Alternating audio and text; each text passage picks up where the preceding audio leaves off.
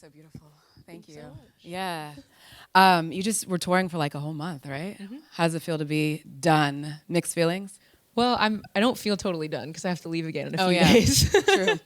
But it's going to be different doing it without my band, and I definitely already miss being in the van with them all the time. Oh yeah, it's going to be like a solo acoustic when you go to Europe. Yeah. Wow. And you had 2 sold out shows at the El Rey. Congrats, Yes, too. thank Hometown you. shows. Yay. Yeah.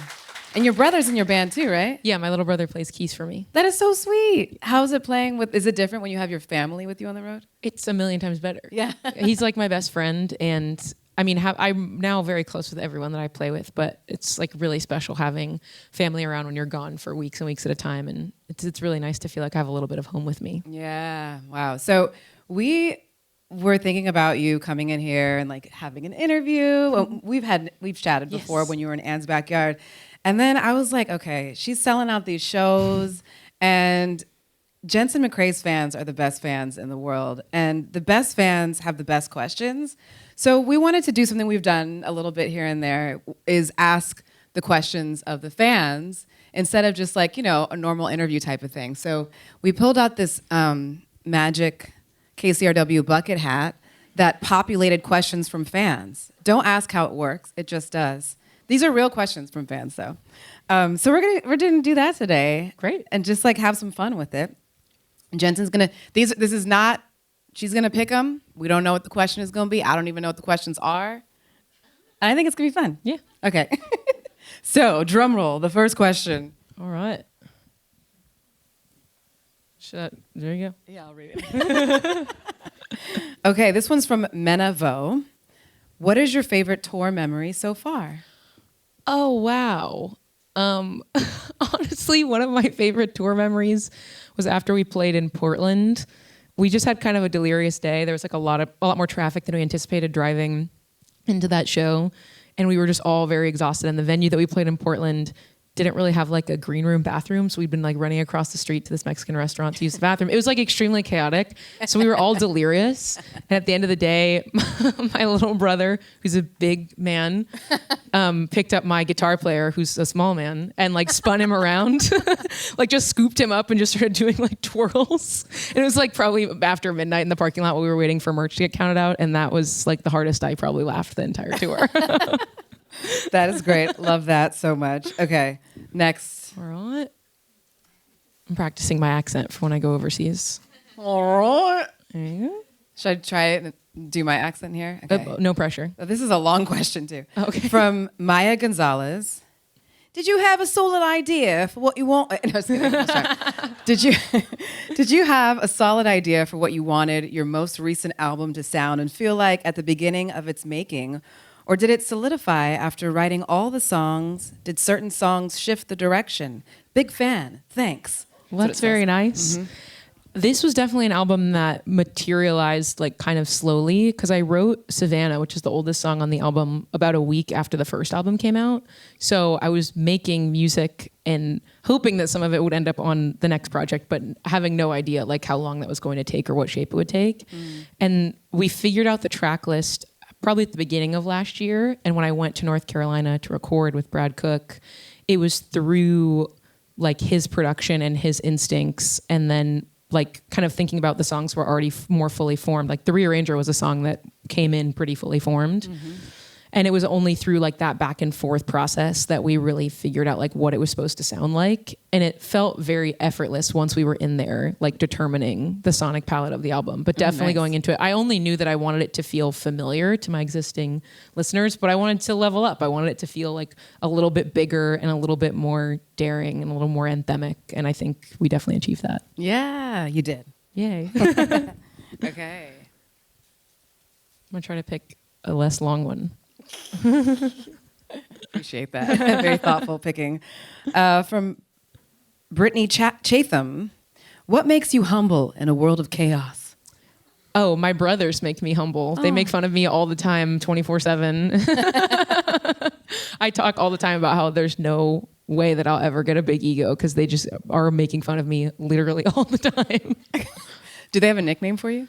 Well, my whole family just calls me JP because my middle name is Paige. But one of their favorite roasts is that for a period of time, I dressed what they said was like a preschool teacher. So every time I would come out of my room, they'd be like, "When's snack time?"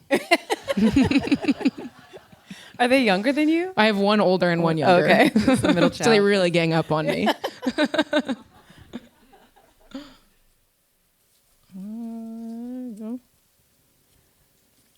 This is from Nina Basiler. Is there a song of yours that got attention you didn't expect and or a song you feel deserves more attention? I would say any of my songs that have gone viral, I had no expectation that would happen. Like with Immune, my song that went viral on Twitter a few years ago, and with Massachusetts at the end of 2023. Like both of those were just exercises in me sharing what I was writing and like just trying to see if I could, like if I could make something that my existing listeners would enjoy and find some catharsis in maybe. And I was completely shocked both times when it took on a life of its own. And in terms of song that I wish had more attention, I mean, I really love my song White Boy. That was like my first single. Yeah. And it's the one that it feels so much like me. And I really hope that as I continue to release music, that more and more people will return to that song and see my origin story and kind of track it all and make it all make sense. When you said those other songs, you didn't expect them to go viral. Were there others that you would think would go more viral? Or are you just think in general you didn't expect yourself to go viral? Well, before I went viral the first time, I didn't think it was ever going to happen to me because I thought that it was something that happened to other people. I thought there was like some sort of alchemy that you had to tap into, and I didn't know how to do it. I didn't think I was good at social media. And then when it did happen, I was like, okay, so I know this is a thing that's possible. Right. But I don't know if I've ever posted something and thought like, this is the one. Yeah. Because especially in like 2023, I was posting original music like every single day almost. And there was no time to get emotionally attached to the outcome of any of it. I was like, if 10 people like each one of these videos, 10 new people, that's like incredible. And so to have a video that was like, 6 million people have watched this video. It's like, I could never have planned for that. I think that's such a light into why people are drawn to you too, because it's just like authentic what you do rather than you having some plan of trying to make people feel a certain way or the song that's going to do this. It's just songs that are your stories that are true to your experience, and then people relate to them. And even the way you present yourself, you're just like here, fully present, real, and so that makes sense. Thank you. Yeah. Appreciate that. All right. Here we go. This one might be kind of chunky. I love chunky. Okay. This one is from Angel Valdez Ordonez.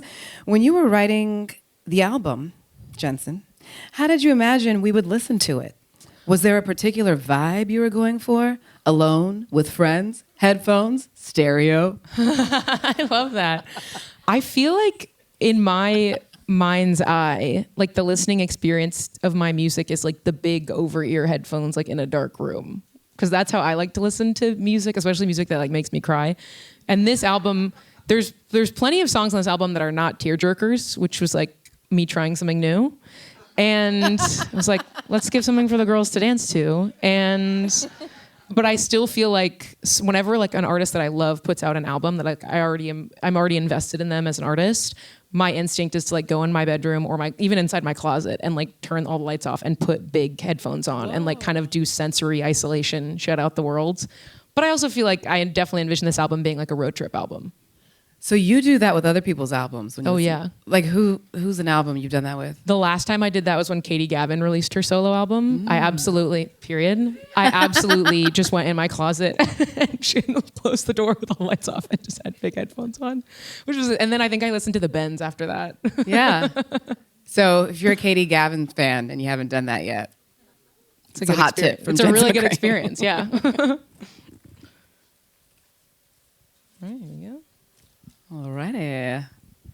This question comes from Maria Alvarado. You're a vocal advocate for human rights on social media and everywhere.